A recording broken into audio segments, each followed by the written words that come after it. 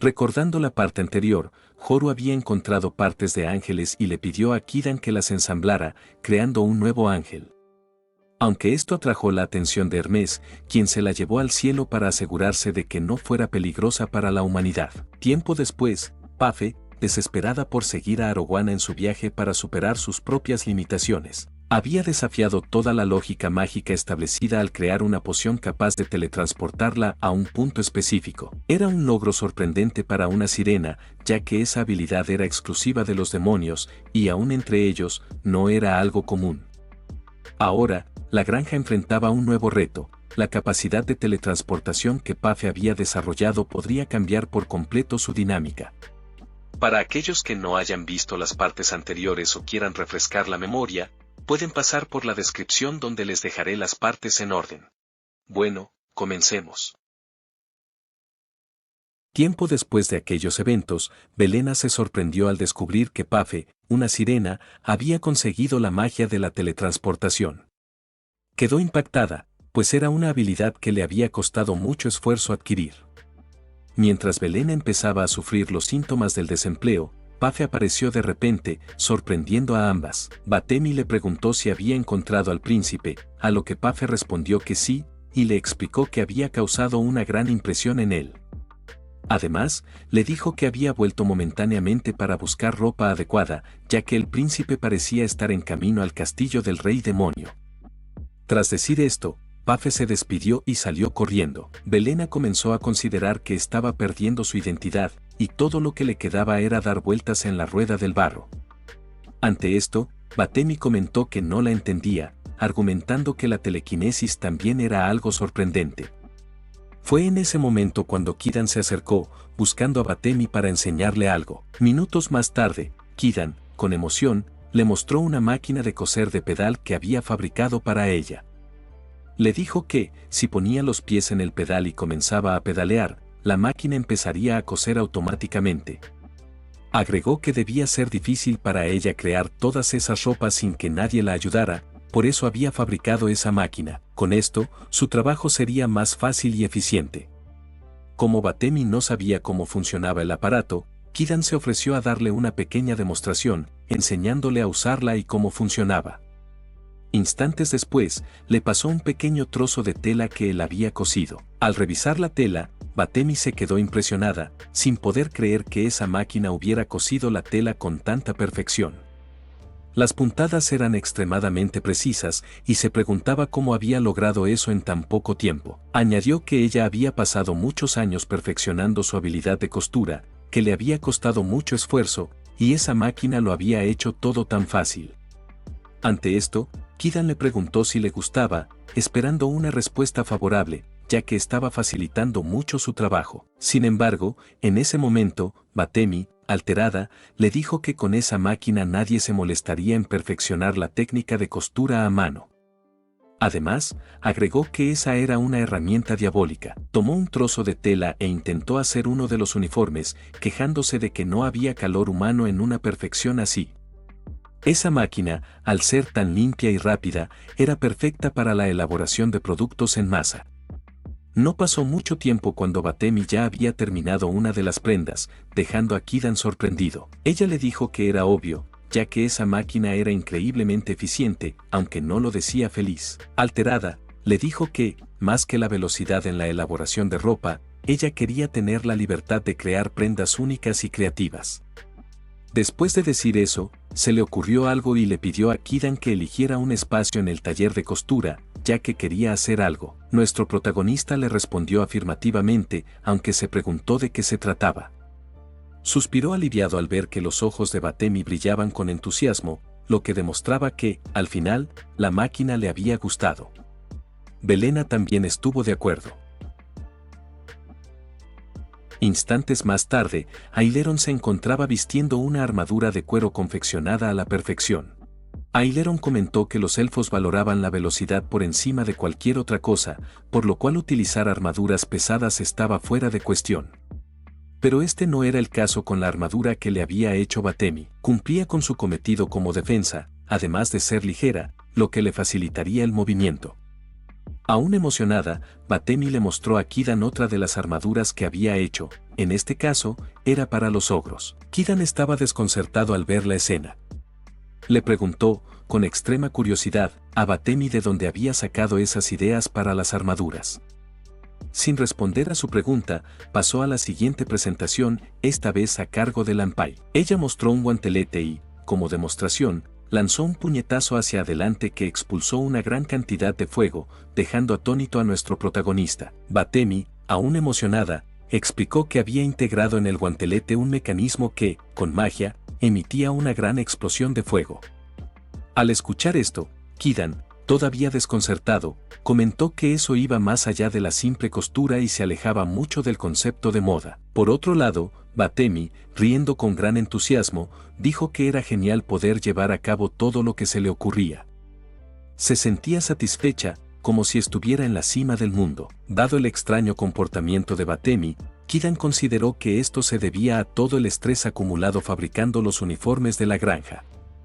Fue en ese momento que, de repente, apareció Pafe usando la teletransportación. Anunció que había regresado y que traía consigo grandes noticias. Kidan, intrigado, le preguntó a qué se refería, y fue entonces cuando Astres hizo su aparición. Saludó a los chicos comentando que había pasado mucho tiempo desde la última vez.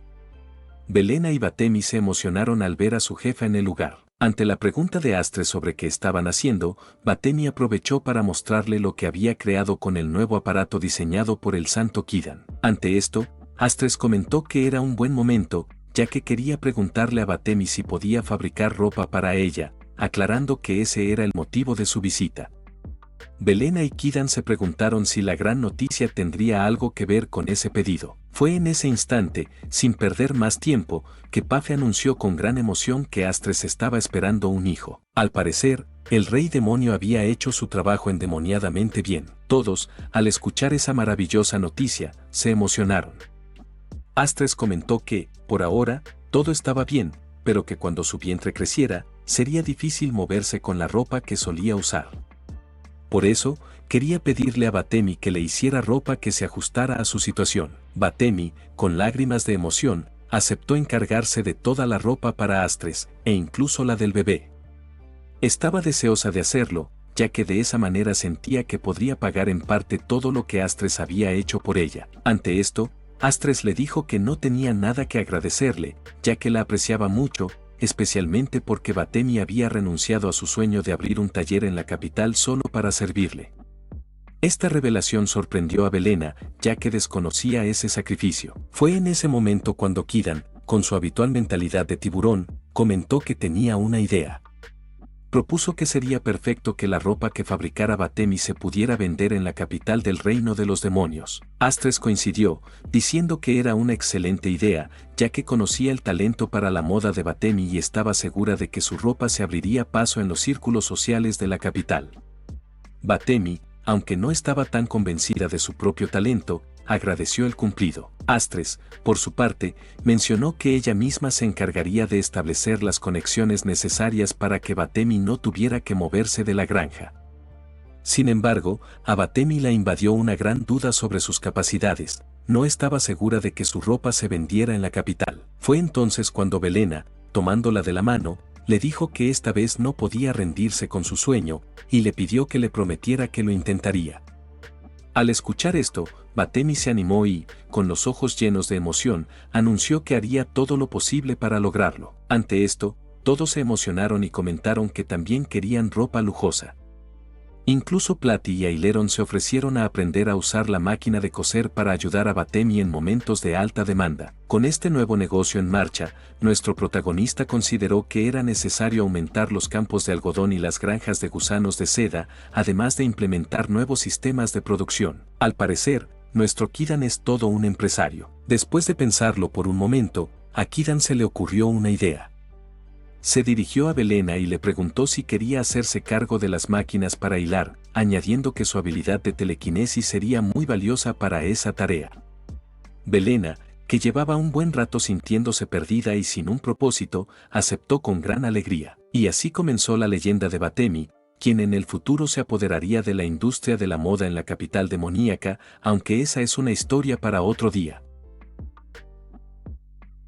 Tiempo después, Kidán acababa de limpiar el altar que había hecho en honor a Hefesto.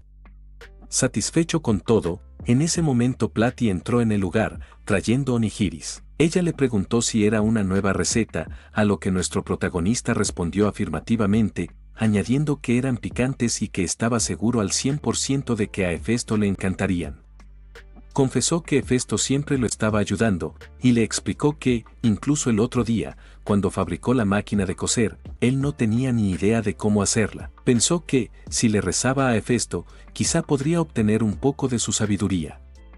Y, efectivamente, justo después de rezarle, tal como lo había imaginado, apareció ante él un plano de la máquina. Al escuchar esta información, Platy quedó completamente desconcertada, preguntándose qué tipo de relación tenía Kidán con el dios. Mientras tanto, después de que Kidán terminara de dar las gracias a Hefesto con su ofrenda, el dios se encontraba en el cielo degustando el nuevo onigiri que Kidán había preparado. Fue en ese momento cuando Hermes hizo su aparición, disculpándose por interrumpir y preguntándole qué estaba haciendo. Con gran emoción y alegría, Hefesto le explicó que estaba comiendo un onigiri que uno de sus devotos le había ofrecido. Era picante, y le había encantado. Al escuchar esto, Hermes se sintió un poco deprimido, ya que parecía que el santo Kidán se había olvidado de hacerle alguna ofrenda a él. Dejando el tema de la ofrenda de lado, Hermes le preguntó a Hefesto sobre el asunto de la última vez. Al mismo tiempo, se disculpó por haberle pedido que encerrara a Zeus en un castillo encadenado, algo que sabía que era extremadamente difícil. Hefesto, con calma, le dijo que no tenía de qué preocuparse, ya que la tarea estaba terminada. Al escuchar esto, Hermes se quedó atónito y le preguntó, sorprendido, si realmente había logrado completar la misión tan rápidamente. Hermes se preocupó por la seguridad del castillo encadenado, a lo que Hefesto le respondió que no había razón para inquietarse. Explicó que, incluso si Zeus lograra liberarse de ese castillo, había otros castillos encadenados rodeándolo, lo que haría imposible su escape. Al escuchar esto, Hermes pensó que, en el fondo, Hefesto debía guardar algún tipo de rencor hacia su padre. Dejando el tema de Zeus a un lado, Hefesto mencionó que también había terminado la afinación del ángel. Esto sorprendió a Hermes, y ambos se dirigieron al lugar donde estaba el ángel. Hefesto le explicó que había realizado la afinación, eliminado las armas peligrosas y dejado solo los componentes que realmente eran necesarios. Sin embargo, en su interior, a Hermes le interesaba más saber qué había hecho Hefesto con la personalidad del ángel. Sin responder a la pregunta, Hefesto activó el dispositivo. El ángel se despertó de inmediato y, en cuanto lo hizo, gritó quejándose de haber visto dos caras sombrías justo después de abrir los ojos, actuando de la misma manera despreocupada que antes. Hermes, al ver que su personalidad no había cambiado en absoluto, le preguntó a su hermano por qué no había ajustado esa conducta. Hefesto respondió que no creía que debía hacerlo, ya que la personalidad era algo propio de cada individuo y no se sentía bien alterándola. Hermes, aunque no estaba del todo convencido, aceptó la situación. Consideraba que, con su gran sabiduría, lo mejor que podía hacer era permitir que el ángel experimentara diferentes vivencias para que, a través de ellas, cambiara su forma de comportarse. Añadió que, en el estado actual, no podía devolverla al santo, ya que la chica era demasiado insolente y no sería capaz de socializar adecuadamente. Por ello, decidió que él mismo se encargaría de ayudar a unificar las personalidades dentro de ella, basándose en las experiencias que acumulara. Fue en ese momento cuando el ángel, desafiante, protestó diciendo que acababa de despertar y que no iba a obedecer órdenes de nadie. Declaró que, a partir de ese momento, viviría como le diera la gana. Esa fue la gota que colmó el vaso. Hermes, decidido a corregirla, no podía permitir que regresara al santo en ese estado. Con esta determinación, utilizó su habilidad para hacer descender a ambos del cielo, dejando a Hefesto atrás, quien se despidió de ellos con una ligera sonrisa. Por otro lado, el príncipe Arowana caminaba por cierta región de la tierra, después de haber visitado al rey demonio en su castillo. Era un ambiente de peregrinación, aunque Pafe, quien lo abrazaba fuertemente mientras caminaban, hacía que ese sentimiento no estuviera del todo completo. Pafe comentó que el rey demonio parecía ser una gran persona. Su comentario se debía a que, cuando se habían encontrado, el rey demonio había asumido que ella era la esposa de Arowana y la había elogiado, diciendo que era una mujer hermosa e inteligente, y que no sabía que Arowana tenía una esposa tan distinguida. Por otro lado, Arowana se sorprendió al enterarse de que el rey demonio estaba esperando un hijo y que su esposa estaba embarazada.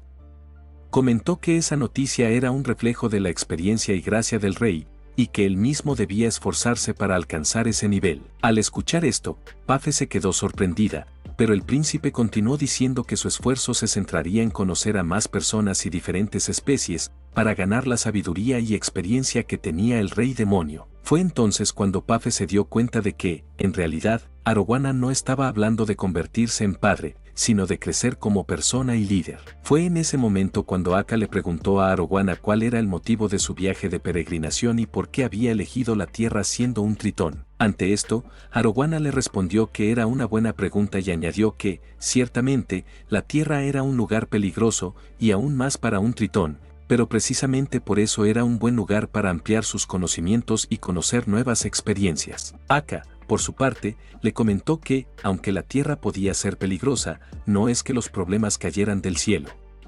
Justo en ese instante, algo cayó del cielo, destruyendo el suelo y levantando una nube de polvo y tierra. Ambos se pusieron en guardia de inmediato, pues sintieron la presencia de algo peligroso. De en medio de la nube de polvo emergió Hermes, presentándose como el dios de la sabiduría, dejando a todos desconcertados. Explicó que había venido a pedirles un favor. Quería saber si podían llevar a una chica con ellos durante su viaje de peregrinación. Les explicó que se trataba de un ángel de hace 4000 años, lo que dejó a Pafe sorprendida. Ella le preguntó si era similar a Oru, a lo que Hermes asintió. Hermes añadió que el ángel acababa de ser mejorado, que había renacido, y por eso aún se encontraba inestable.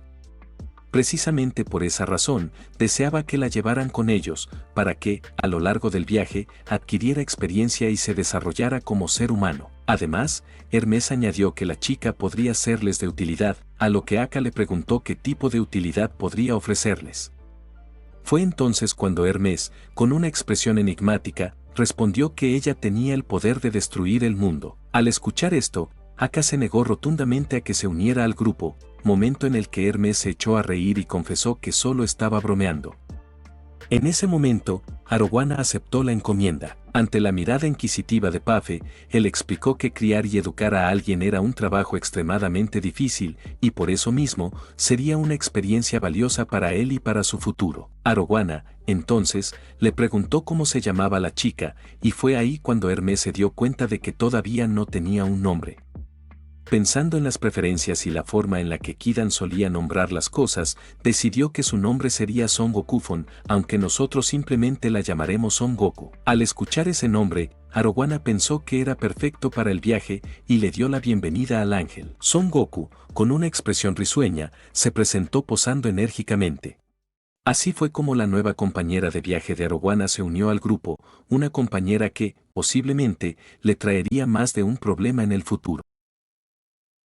Bueno, eso es todo por ahora. Gracias por ver este video.